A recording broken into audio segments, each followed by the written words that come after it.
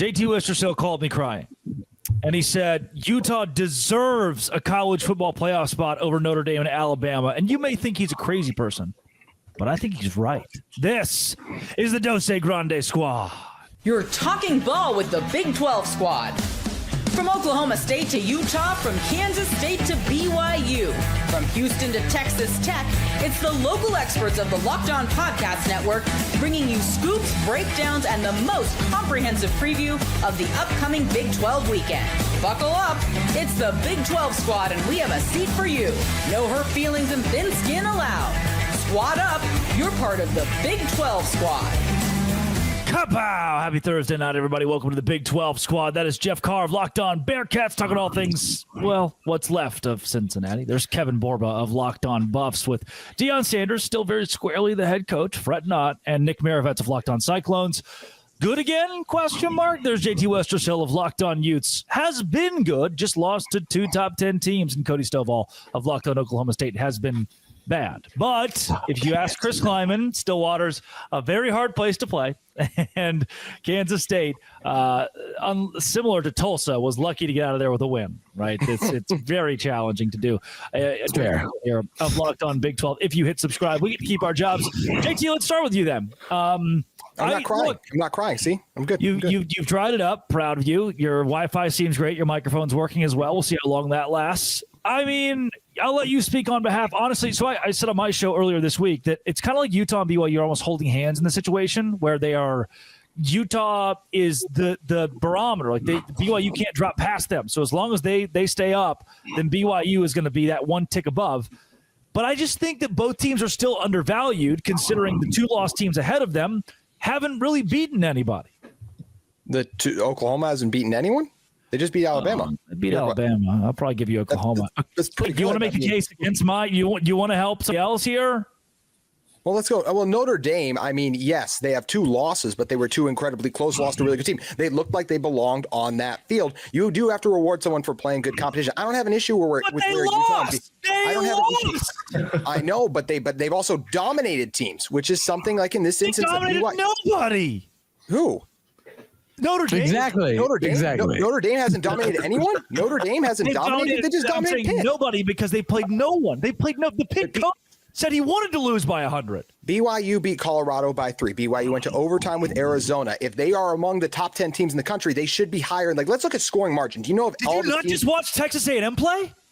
I did, but Texas A&M also has some good wins on the season too, and they're undefeated. When you're undefeated, you get that cushion. Hence why BYU was ranked higher when they were undefeated. You lose, you get penalized, and not just a loss too. They got blown out, Drake. It's also crazy that you said I was the one crying because I saw as soon as these committee rankings come out, you're the one talking about Oregon is overrated. How is Oregon overrated? They're in the top 5 in scoring offense and top 10 in scoring offense and defense, top 5 in scoring margin. This is a really good Ducks team. BYU got blown out. Oregon has not gotten blown out all season long. I want the BYU Utah to Oregon be higher. lost by double digits at home against the top 5 10. BYU lost by double digits on the road. Don't do that. They lost by 10. They lost by 10 in a Once close it gets game double digits, I give up. After double digits. I stopped counting. That's all. BYU got. There you go. There you go. Oregon didn't look good in the Indiana game at home. Again, I think BYU plays Texas Tech at home. BYU's 3 turnovers away from at least being a 10-point loss, right? They didn't score until the 4th quarter. Yeah, and Utah scored 10 points too. Like I think I would agree that Texas Tech is head over heels better than anybody else in the Big 12. At the same time, I think Oregon's getting love for beating no one. Their best win is still Iowa. Northwestern. Iowa's unranked. Iowa's 5-4, 6-4. BYU has 1 ranked win. Iowa State beat Iowa. We're all beating Iowa. I know. That's right, Drake. We're all beating Iowa. That was a healthy Iowa State team back then when they were. Oh my God! Are you also on the camp of like, well, that was them then, and this is them now? Nick, was Iowa State not better when they were healthy? Yes. Is that breaking news? It doesn't matter. Iowa's always terrible. That's the point that matters. Hey, Parker. Hey. The good news is Iowa beat Xavier in basketball. We here in Cincinnati. Is it basketball season now, Jeff? Is that where we're at already? I need y'all to win this weekend. You're already talking about basketball. Jeez. Football got us to basketball. You're fine with where Utah and BYU are ranked and who they're ranked behind. Yes, I absolutely am. I think it's fair. Alabama has way more impressive wins than a BYU, than a Utah. Yeah. If BYU had They have one win. Bama has that to win at Georgia, no doubt. Outside of that's their only win. Missouri, Tennessee, they're still top 25 teams. Missouri. BYU. What is Missouri? Drake, what are BYU's impressive wins outside of Utah based on what you're qualifying as impressive wins? The Arizona road win looks really good right now. You're going to say the Arizona win looks good, but devalue the Tennessee game. They're one and the same. But one was on the road. Bama played Tennessee at home. I think you're missing two things. But one, I think you're really missing is that once you go from a 4-team to a 12-team playoff, you're talking about like teams that have a shot to win it all. And all, like it's more about qualifying for the dance at this point, because I don't mean to spoil this for anyone. There are never 12 teams that can win it all. Like that will always be. The country won last year. That's 4 spots away from being 12.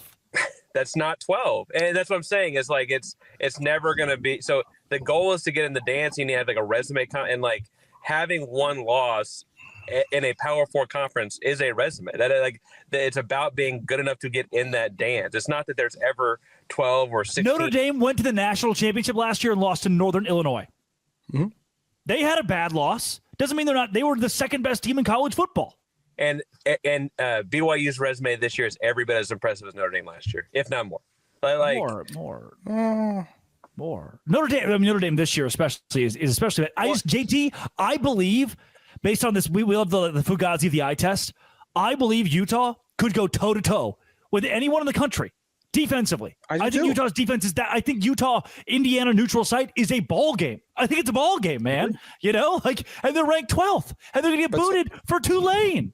Why are you not upset with some of this? Because I think every other team ranked above them could also be right there with it. Like, why should Utah get to all of a sudden move up? You want Utah ahead of Bama? I guess that's the only team we can put them ahead of, right? Like, that's right. That's the argument. That's right. Utah's better than Bama. You heard it here first. I think if Cody's saying that, he really means it, by the way. Exactly true. I think that if we're going to already allow 2 lost teams to be ahead of 1 lost teams, as we've proven we're going to do, that at that point, Utah could be above Oregon. Resume-wise, Utah could be above Oregon. They could be, but Oregon has been incredibly impressive, dominated everyone. And also, I'll say this, Oregon, let's see against USC this week, right? Like, this is where they have an opportunity to get a USC team that I think is really good and rising. Look, this is where I'm glad that we have the context of saying, hey, there's 2 loss versus 1 loss, but their schedule's been much easier so far on the season. Drake, BYU played no one in the non-conference. That's going to hurt them. So what you're saying is the Big Ten schedule means that they deserve to be ahead of Utah. That makes sense. Well, in this instance, yes, it does. But the Big Ten schedule hasn't even been good. The Big Ten, JT, stop doing JT, Utah's road win against Cincinnati by 1 million points. They invented a new number of points to win by. That is better than any win Oregon has. And Oregon played no one in played an easier non-conference than BYU. Sorry, Cody. I look back at that Iowa win. That's going into the Cyclones' house, getting a win there. That was incredibly impressive. Cyclones? Hawkeyes. Thank you. Yeah, there we go. It is a Cyclone State, though, right now. That is maybe the most disrespected I've ever been. I mean, you also have to think about the SEC is still going to play itself out, right? Like these teams still have to play one another. Oklahoma has to play LSU. Alabama has to play Auburn. Like these aren't ranked matchups, but they're rivalry matchups. Name 2 teams that have already fired their coaches. Have we not seen teams get frisky down the stretch in the rivalry week? Frisky? Hey, we got frisky on Saturday. Not frisky. No, we didn't have Rouge yet. We weren't Rouge yet ready, but we were frisky. Exactly. I think that's the issue, though, right? Like the losses for they weren't hard enough. Count differently. They count differently for the SEC, whether fair or not. Well, it counts differently for Notre Dame. Notre Dame's best 2 wins are losses. Their best 2 wins are losses. Facts. Have you not seen that? Auburn's ranked like 24th. They're the best 4 and 5 team I've ever seen. FBI has Utah above Texas Tech, which is hilarious. The real question is, if Georgia Tech beats Georgia, does Georgia Tech jump into the playoff? That's an at-large probably. Does it knock Georgia out, but also do they jump in? It won't knock Georgia out, but it would definitely put them in. It would have to. I don't know. Texas A&M has to play at Austin, so that's going to be a tough one. Like, although Texas has looked terrible against Georgia. Like all these teams have at least one remaining matchup. Like they play I mean, they're playing their local high schools this week, but next week is when it gets real. And so a lot of these teams are going to have their season dashed by a team with nothing to lose. Like that is the goal of Auburn, the goal of LSU, the goal of a lot of these schools is to ruin seasons. And we are getting to that point of the year. And not a lot of these schools have room for room, I guess. Yeah, if Oklahoma loses, you're going to see BYU and Utah jump them. That's a good conversation. I need to tell you about FanDuel as well.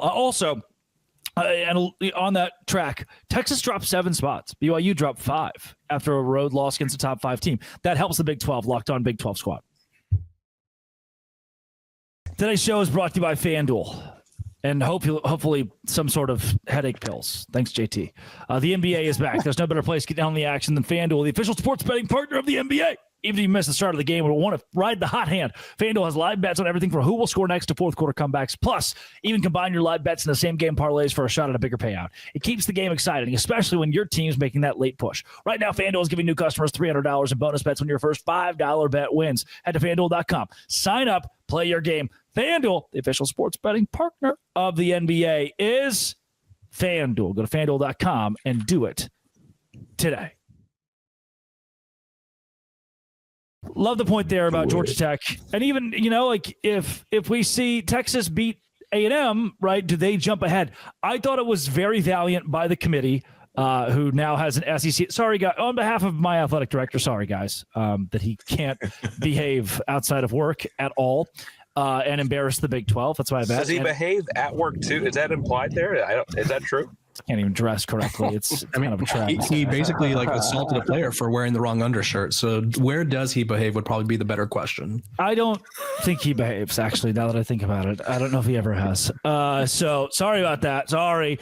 They appointed an SEC athletic director to be the head of the board of the chair now. And I thought, BYU dropping 5 spots was a little violent, but not the worst thing in the world. Could have been much worse. In years past, maybe it would have been the way they lost to Texas Tech. I thought Texas dropping 7 spots to 17, beautiful for the Big 12. Pretty impressive. The committee put their foot down for a 3-loss team. Well, so it's like they actually viewed Texas from their merit as opposed to just them being a massive brand. Go figure that one. Yeah, I think they looked at, and I sort of feel like this is what's hurting BYU to tie this back to the first segment is they're looking at how bad they're losing, right? Yes. Texas got blown out by Georgia. The game against Ohio State was close, but it wasn't necessarily close to the very end. And then against Florida, same thing. Like it wasn't a close game. So Texas has proven to be not as reliable as their brand would like to think they are. Yeah, and even the win against Oklahoma, right? That's a hurt Mateer. Like, that's why I'm okay with Oklahoma moving up as far as they did, is it's like they had a hurt quarterback, John Mateer, looking better, looking healthy, and they deserve to be rewarded for that win versus Texas. We look back, yeah, you got a good win against a Vandy, in my opinion, but like you guys said, like how you win and lose these games has to matter when we're measuring teams by narrow 1 to 2 loss margins. And I think it's good that Texas plummeted because it feels like this Arch Manning train can finally be put to a halt, at least for this season. They also almost dropped that Vanderbilt game, but I love that JT is always talking about backup quarterbacks. It's every week, man. I love it. You can't fault the team for a backup quarterback. Also, what happens to Texas A&M and Utah and BYU if Texas beats Texas A&M in that last week? Like that really has to throw Utah a and BYU. right? I think we're okay. Yeah. Okay. If that happens, just because I think today we proved that. Mm-hmm. Okay. Also, making his appearance in the second quarter after halftime, just like the TCU Horned Frogs, Darian Gray. Yeah, you kind of nailed that entrance. On brand, guys. Nicely done. Are we in fire the coach territory, Darian? Oh yeah, no, 100%. Wow. Yeah. No, let's not sugarcoat it. Now, is TCU there? We'll see. But everybody else who is not. No, not just me. Literally everybody who isn't a decision maker is there. But we'll see what I think. Come on, I see Baylor here. I think we know about feeling like it's time to make a decision, and it just doesn't happen. No. It's been time for like 4 years. Don't trust me. I've been here. Darian did not get the same response from Drake that I got when I said that off air. Interesting.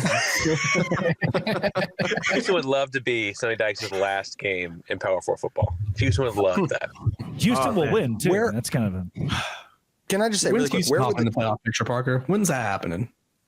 Houston's 23 right now, baby. 23.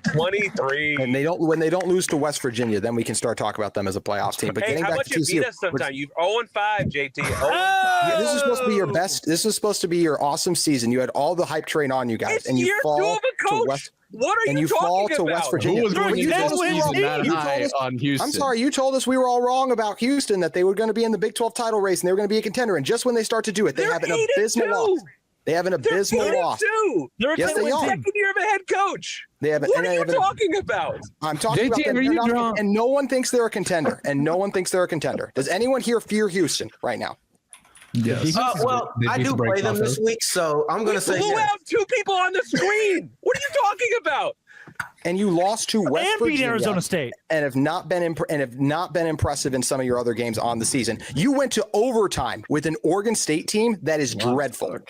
JT, who pooped in your Cheerios before this episode, buddy?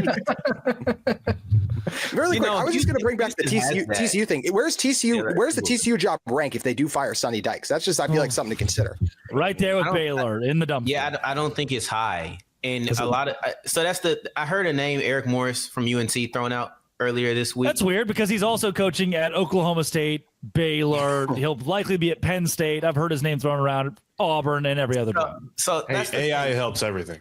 People don't want to fire Sonny Dykes simply because they don't think that they'll get a good coach this cycle. Like that's the only reason people ever talk about not firing the coach. So I mean, last year there was only 4 coaching spots open. So like you kind of Dave Aranda's probably hoping for the same thing where it's just like be solid enough to where they can't fire me and then maybe improve next year.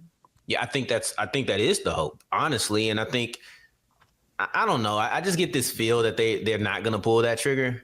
I don't know. And if Dykes gives them any reason not to, I think they won't. So I see 2 more opponents on here. I see Houston and I see Cincinnati.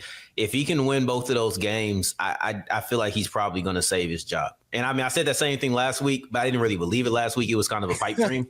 So it was like, if you beat BYU, because it was such a pipe dream that it was the only game you needed to win to save your job because no one thought you could do it. But if you win these next 2 games, I think that they'll find a reason to keep him around.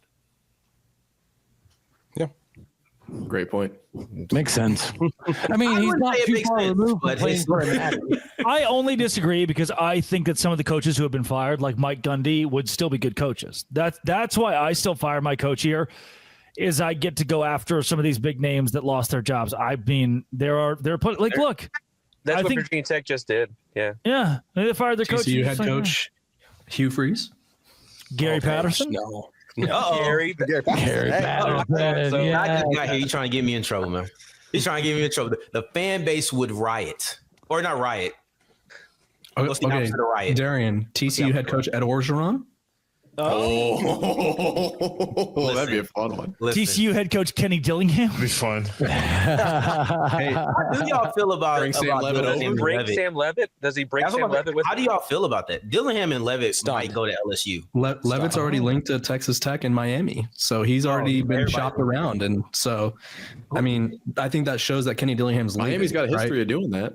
Yeah. I mean, did you see the relative of his that was like, no, Nako, that's not what I said. And they said, like, we haven't decided. He screenshotted text. He's like, we're not officially doing that. We're just thinking about it. And he just proved further that he's open to all options. Oh my God. That's his agent and his brother. I think, I mean, NIL agents are interesting people. They take like 70% of the pay and they don't know what they're talking about half the time because they're just friends or family members.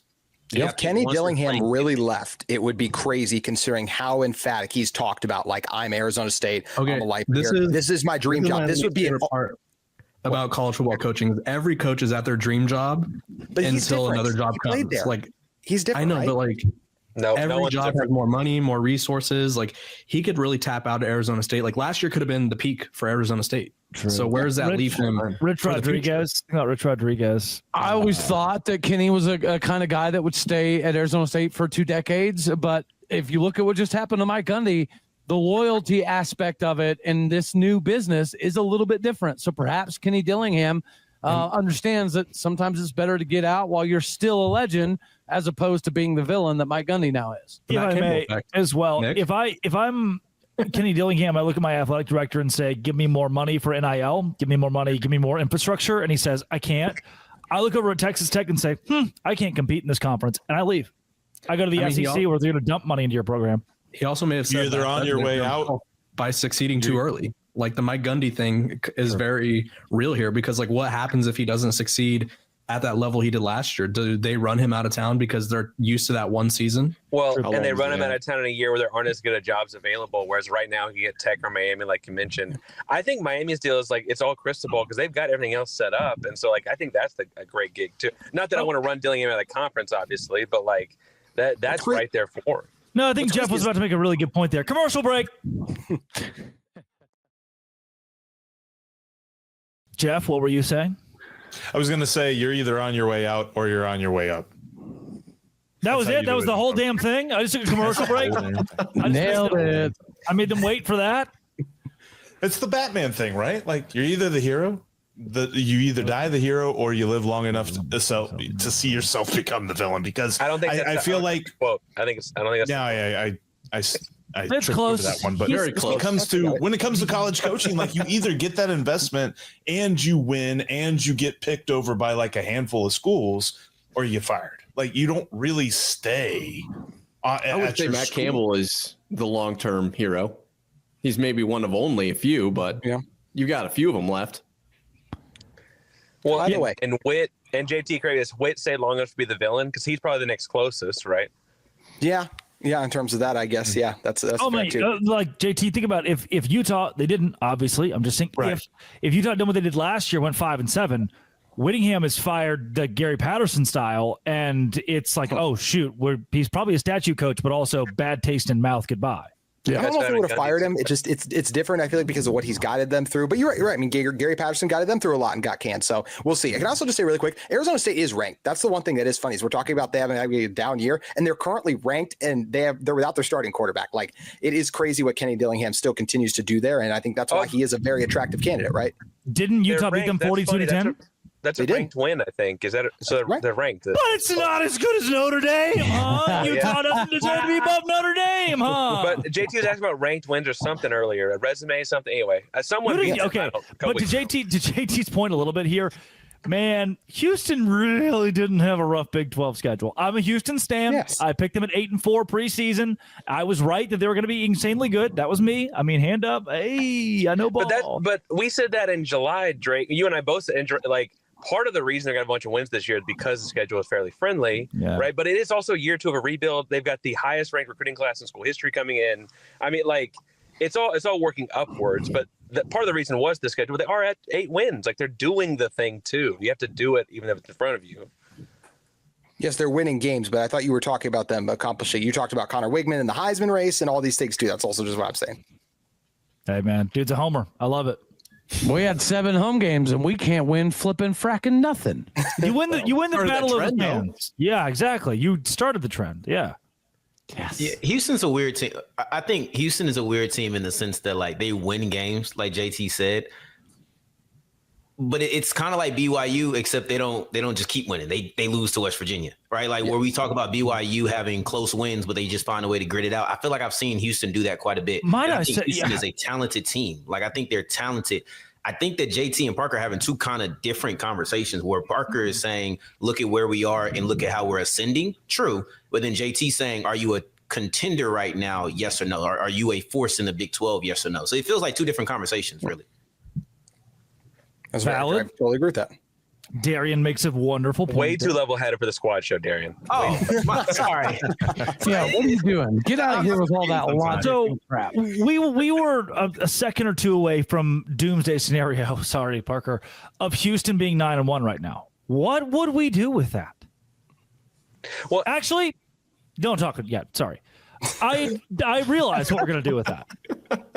You know how great it would have been if 11-1 Houston and 11-1 Texas Tech went to the Big 12 championship and BYU and Utah backdoored their way to the college football playoff because they didn't have to play in Arlington. That actually would have been really good, like lead block from the left guard, like pulling left guard. Here comes Houston getting eaten by Texas Tech, and BYU and Utah just slip in at number 9 and 10.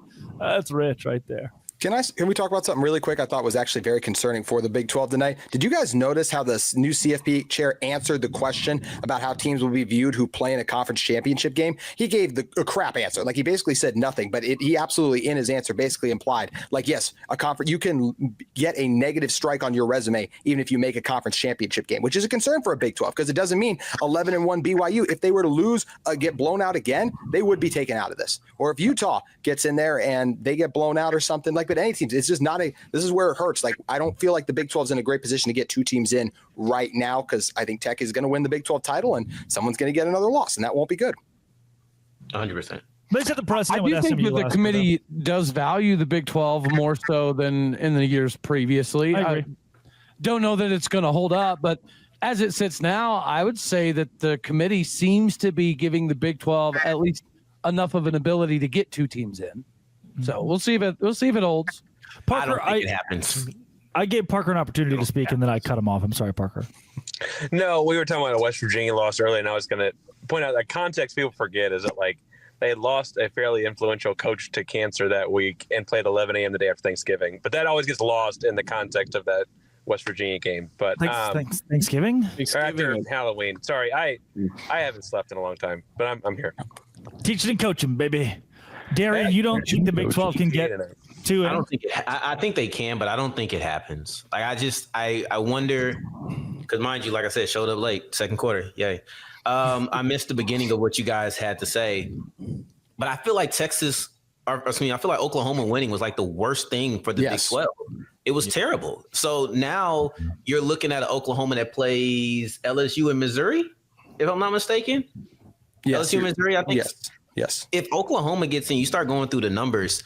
If we didn't have automatic qualifiers, if you didn't have to guarantee that the ACC team is going to get in, if you didn't pretty much guarantee G5 is going to get in, then yes, I think we have a conversation. But BYU sitting at 11, and there's not an ACC team above them. There's not a G5 team above them, which by my math will push them to 13 and not have two teams from the Big 12 in. Mm-hmm. So I don't know if that top 10 changes too much. So I think we have to watch the back end of SEC play. But right now, I'm not feeling as optimistic as I did 3 weeks ago. I just don't. If you're in the SEC and your only two losses are the number 11 team in the country on the road and the number 5 team in the country at home, yeah, obviously that SEC team makes it in, no doubt, 100%. They're probably a 7 seed playing a home game.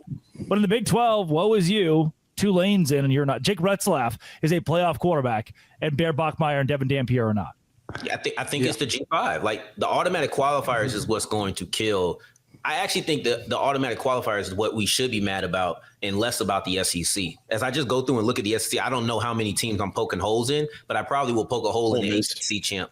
Ole Miss? Yeah, maybe Ole Miss. Close, Darian, but the only pushback I'd give there is if not for the automatic qualifier, we get 0 in last year. Yeah. I like the automatic qualifier. I'm not against that as a principle, but I do think it's one of the things that may cost a secondary team. So I like it. I think it makes sense, but Tulane is going to get in because the G5 has to get in. If they didn't, then you probably would see a second BYU or a second Big 12 team in BYU or Utah. So, like, I'm with you. I like the principle, but sometimes Texas Tech cost you. But if Texas Tech wins the championship game, I don't think anybody else makes it in. Like, somebody's got to beat them. Feels like and Texas Tech has to be the at-large. I should add that qualifier. You're right. If Texas Tech wins the conference, I think if BYU or Utah make it, then they could make it into the playoff, and then Texas Tech can make it as an at-large. Then don't y'all have me out here rooting on Utah? Don't you put that evil on me, Ricky Bobby? Hey, you know who's who's not rooting for Utah? The committee. They moved Miami over Vandy. If Utah doesn't cover the spread against Kansas State this week, I bet Miami would jump Utah unless Miami looked bad or lost. It feels like they're trying to get Miami in over Utah right now. Does Miami have one of those cool Citadel games?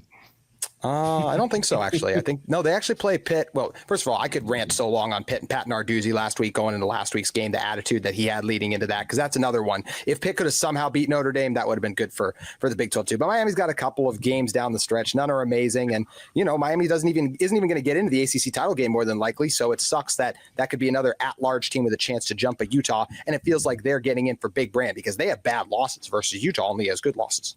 Who's your last game, JT? Our last game is Kansas. Okay. Those are two pretty good wins. Oh no, Utah out here beating everybody by 30 points, 20 points. Like that's the we average beating teams by 35 points per game, which is the best margin in the country. That's why Utah continues to stay where they are. They're a dominant force, but you also got to beat the good teams, and we lost to the two good teams. So at the end of the day, if Utah doesn't get in, they have themselves to blame. Imagine if you had Haas Haney, what your season would look like. I don't know, Bird Ficklin, man. Y'all look him up if you have it. He's crazy. The Bird, man. People say if you have two quarterbacks, you have none, unless you're Utah. Unless you're Utah. That is the panel of Big 12 people that we have every week for the Big 12 squad. This has been and always will be Locked On. Thank you for making our shows your first listen every single day. If you hit subscribe, we can keep our jobs. Dose Grande Squad.